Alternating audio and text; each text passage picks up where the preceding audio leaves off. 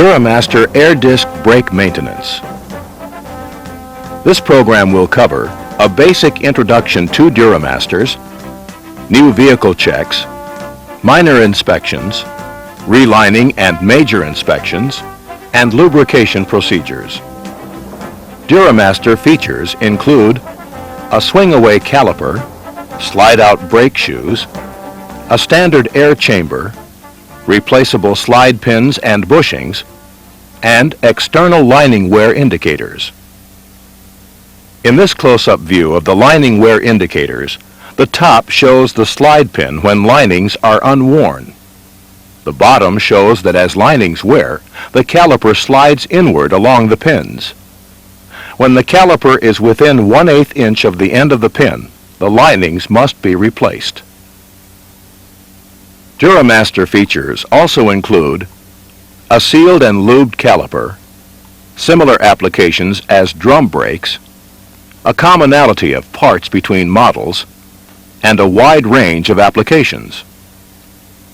Here's a detailed look at Duramaster Applications.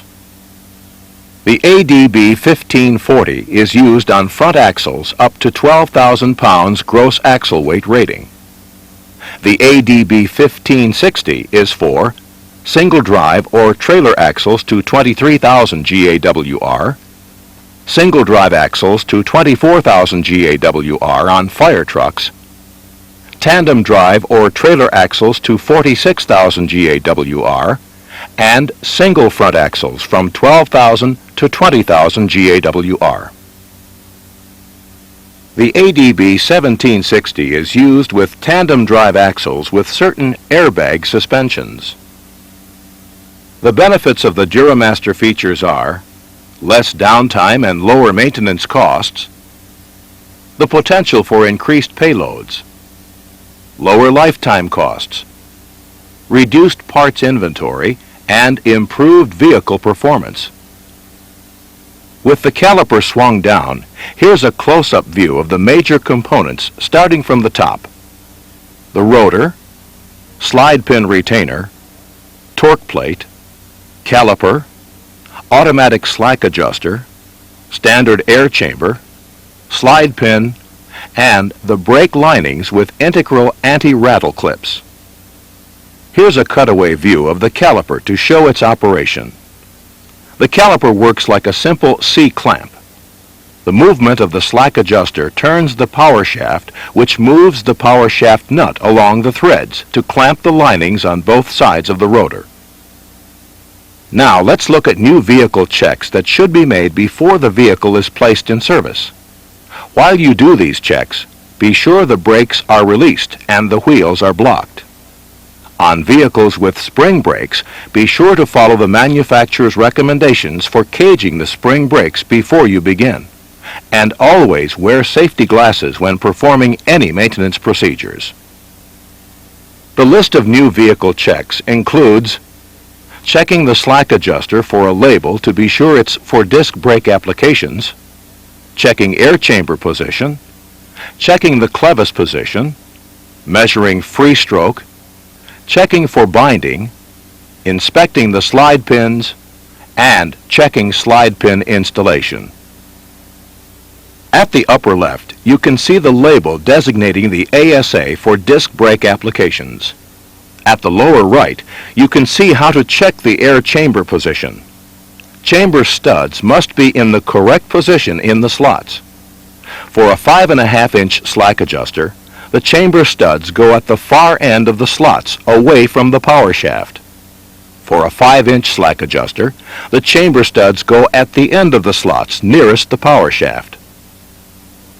New style brackets for front brakes have a smaller offset than the old brackets, and therefore eliminate the need for offset clevises. Also, the new bracket can be used with either Type 16 or Type 20 chambers. The next check is to measure the Clevis position. If a template is not available, use a tape measure. Measure from the bottom of the air chamber to the center of the hole for the large Clevis pin. For an offset Clevis, the measurement must be 3.34 inches. For all others, the measurement must be 2.62 inches. Refer to Section 4 of Rockwell Field Maintenance Manual 4M for more details. If you have templates, be sure to use the correct one. The green template is used if you have an offset clevis. The yellow template is used with all straight clevises. The templates have a mark to indicate the center line of the large clevis pin. If the clevis position is incorrect, check again to make sure the spring brake is fully retracted. If the spring brake is fully retracted, reposition the clevis to the correct position. Next, measure the free stroke with the template. The templates have marks to indicate the allowable range of free stroke. If the free stroke is incorrect, adjust the brake with the automatic slack adjuster. Be sure to remove the slack adjuster pawl before making any adjustments to prevent damage to the pawl. Also, be sure to reinstall the pawl when the necessary adjustments are completed, or else the slack adjuster won't work. Now, check for binding. To do this, move the air chamber from side to side. The caliper should move freely on the slide pins. If it does not, inspect the slide pins, bushings, and retainers for damage or improper installation. Next, check the slide pins. Make sure the slide pins are free of paint, masking tape, undercoating, or anything else that might prevent free movement of the caliper. Finally, be sure to measure the exposed length of the slide pins. When installed properly, slide pins extend approximately 9/16 inches past the inboard caliper boss. Now let's look at the procedures involved in a minor inspection. As we move through the minor inspections and other maintenance procedures, we will refer to the Duramaster maintenance wall chart, which is available from Rockwell. As the wall chart indicates, minor inspections are performed 4 times during the life of the linings with the wheels on. Be sure the brakes are released, the spring brakes are caged, and the wheels are blocked to prevent the vehicle from moving. First, check the function of the slack adjuster. If the slack adjuster is not working properly, the brake is not working properly. Checking the slack adjuster includes checking the clevis position, the free stroke, and the condition of the slack adjuster. To measure the clevis position, the procedure is the same as a new vehicle check. You can measure with the template as shown or with a tape measure. If the clevis position is incorrect, first check for complete retraction of the spring brake push rod. If the spring brake is fully retracted, then check for internal binding in the caliper. You can check for binding by removing the slack adjuster clevis pins. If the chamber push rod retracts further, it indicates binding inside the caliper. If these 2 checks show no problem, then reposition the clevis to the correct position. Next, measure the free stroke of the chamber. If the measurement is incorrect, check the gap between the clevis and the quick connect collar. Wear between the collar and clevis can cause increased stroke. If the gap exceeds 60 thousandths of an inch, replace the clevis and reset the free stroke. If the gap is correct, but the free stroke is wrong, perform a major inspection to find the cause. Also, check for wear of the clevis pins and the bushing in the arm of the slack adjuster. Check the condition of the slack adjuster. Inspect the boot for cuts or tears and replace as necessary. If the boot is damaged, remove the pawl and inspect it. If the pawl teeth are rounded or worn, replace the pawl and, if necessary, rebuild the slack adjuster. Also, check the condition of the grease. If the grease is dry or contaminated, rebuild the slack adjuster. If the grease is good, replace the boot and lube the slack adjuster. Check for excessive corrosion around the splines and clean as necessary. If the chamber stroke was incorrect, remove the pawl, back off the adjusting nut, and install the pawl again. Then, cycle the brake several times while watching the nut for movement. If the nut moves, the slack adjuster is working. If the nut does not move, rebuild the slack adjuster. Be sure to reinstall the pawl when adjustments are completed. Also, be sure you check the calipers for binding. You can check for binding by moving the air chamber from side to side to make sure the caliper moves freely on the slide pins. Be sure to check the slide pins. They must be clean and free of damage so the caliper can move freely. The slide pins must be free of foreign material, nicks, burrs, or anything other than normal road dirt that could prevent caliper movement.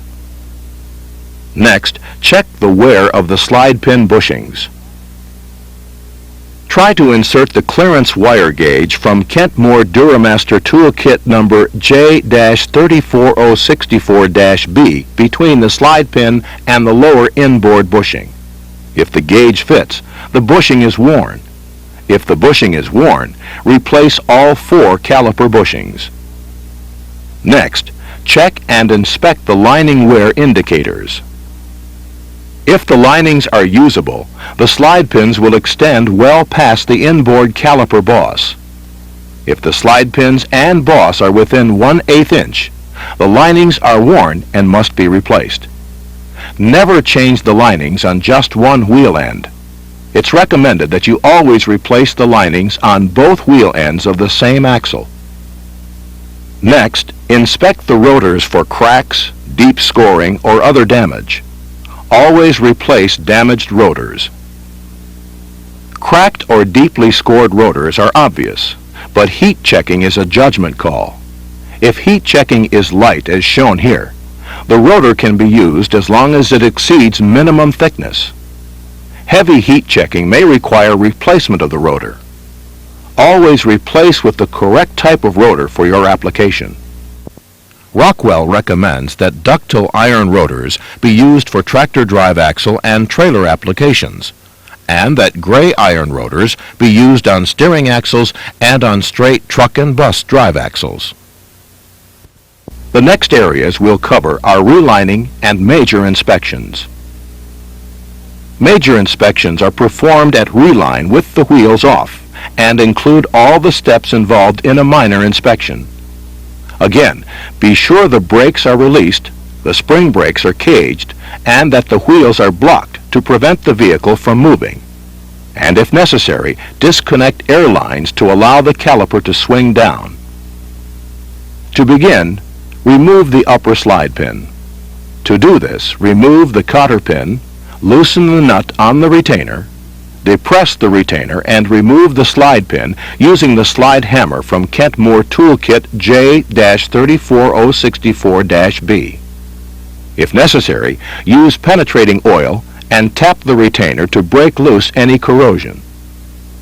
The next step is to remove the linings. The outboard pad must be removed first to provide room to remove the inboard pad. Push down hard on the edge of the pad to compress the clip while you push the pad toward the notches in the center of the caliper. Lift the pad out through the notches. Repeat the procedure for the inboard pad. Now inspect the caliper for wear caused by the shoe tabs. If the shoe tabs wear the caliper more than 15 thousandths of an inch at any of 4 wear points, replace the caliper housing. If the caliper is worn, the shoes will not be held in place correctly. At reline, you must check the condition of the caliper boots on both ends of the axle. To do so, remove the pawl from the slack adjuster to prevent damage, and then turn the adjusting nut on the slack adjuster to extend the piston and boot. Clean the boot and inspect for cuts and tears. Be sure to swing the caliper up and inspect the other side of the boot. If the boot is cut or burned, it must be replaced. While replacing the boot, check for contamination inside the caliper and rebuild the caliper if necessary. Next, check the caliper bushing diameter. Try to insert the plug gauge from the Duramaster Toolkit through the upper outboard caliper bushing. Turn the gauge 90 degrees and repeat. If the bushing accepts the gauge, the bushing is worn. If any bushing is worn, replace all 4 caliper bushings. Use the drivers from the toolkit and a mallet to drive out the bushings. You can use the drivers and a press if one is available. If you use a press, support the caliper boss because the force of the press can crack the boss. If a bushing is worn completely through, check the bore for wear. If the bore is worn, replace the caliper housing. Always install the outboard caliper bushings first. Caliper bushings have a knurled outer diameter and do not need to be burnished. The outboard bushing is shorter than the inboard one, so be sure to use the correct bushing. Insert the outboard driver through the inboard boss to get the correct alignment. Drive or press the bushing into the center of the bore. Don't let the bushing extend past the ends of the bore. If you use a press, be sure to support the caliper boss. When you install the inboard bushings, insert the inboard driver through the installed outboard bushing to get the correct alignment. Then, drive or press the bushing into the center of the bore. At reline, always inspect the slide pin. If the slide pin is worn through the chrome, it must be replaced. Another thing that must be done at reline is to inspect and measure the rotors. A solid rotor must be at least 0.779 inches thick. A vented rotor must be at least 1.626 inches thick. Always replace any rotor that is less than minimum thickness. Use a dial caliper or micrometer to measure rotor thickness. Another check that needs to be made is the power shaft. Be sure the slack adjuster is firmly mounted on the power shaft. Also, make the same checks of the slack adjuster as you would during a minor inspection. In addition, check for excessive wear between the splines of the slack adjuster and the power shaft. Excessive play will cause excessive stroke. Replace the power shaft or the slack adjuster as necessary. Next, remove the pawl to prevent damage to it and turn the slack adjusting nut to fully retract the caliper piston. Then, put the caliper over the rotor. Install the upper slide pin and check the free movement of the caliper back and forth on the slide pins. If movement is restricted, check the slide pins, bushings, and retainers for damage or excessive wear. After checking the movement, swing the caliper back down to install the linings. Now let's take a look at the linings. The inboard linings have an integral anti-rattle clip. With a solid disc, the inboard and outboard linings are the same thickness, but they are not interchangeable because of a different shape clip. With a vented disc, the inboard lining is thicker than the outboard lining. Also remember that linings are not interchangeable between brake models because of the different radius of the linings. Linings are identified on the clips as inner and outer for proper installation. Here is a view of the outboard lining. It has a different shape clip from the inboard lining. Remember, inboard and outboard linings are not interchangeable, and linings are not interchangeable between brake models. When installing linings, always install the inboard pad first. If you install the outboard pad first, you won't have room to install the inboard pad. Fit the shoe tabs through the notches in the caliper and press down hard on the edge of the pad to compress the clip while pushing the lining against the piston. The back of the pad must be flat against the piston, and the back of the clip must be over the top of the piston. Repeat this procedure for the outboard pad and push it against the outboard side of the caliper. The back of the outboard lining must be flat against the caliper, and the back of the clip must be over the caliper. Also remember that aftermarket linings are not made to Rockwell specifications, and that using aftermarket linings may cause caliper damage and result in higher maintenance costs. To reduce corrosion and make lower slide pin removal easier in the future, put Celastic sealant on the inboard end of the lower slide pin retainer hole. When you raise the caliper back into position, pin retention is very important. The slide pins must be installed correctly for the brake to work properly. When correctly installed, the notches in the slide pin and the retainer are engaged. Make sure the notch in the retainer is toward the bore for the slide pin. Press down on the retainer and push in the slide pin. When the notches engage, the retainer will snap out. Measure the slide pin to make sure it's installed correctly. The pin must extend approximately 9/16 of an inch past the inboard caliper boss. Push the pin as far outboard as possible while keeping the notches engaged. When the pin is installed correctly, tighten the retainer nut to 60 foot-pounds and then tighten the nut to the next slot, but do not exceed a torque value of 80 foot-pounds. Install a new cotter pin through the nut and retainer. The next area we'll cover is lubrication procedures. Lubrication is vital for correct operation. The caliper should be lubed at least twice a year. The slack adjuster should be lubed at least 4 times during the life of the linings, at minor inspections, or at regular chassis lube intervals. The slack adjuster and caliper can be lubed with the wheels on or off. Refer to Section 2 of Field Maintenance Manual 4M for the recommended lubricant. The correct method of lubricating the caliper depends on the location of the grease fitting. If the fitting is located in the end cap, as shown here, simply grease the caliper until new grease purges from the relief fitting. Note that there is no need to adjust the brake after this procedure because you have not de-adjusted the brake. If the fitting is located on the caliper boss next to the relief fitting, the correct way to lubricate the caliper is a little more involved, and it requires a brake adjustment when lubrication is completed. In this case, the first step in lubrication is to remove the pawl to prevent damaging it, and turn the slack adjusting nut to extend the piston until the inboard lining is against the rotor. Next, lube the caliper until the grease purges at the relief valve. When grease purges at the relief valve, cover the valve and continue lubing until the grease purges at the power shaft cap seal. Excess grease or air in the caliper will cause the linings to drag, so you must purge excess grease from the caliper each time you lubricate it.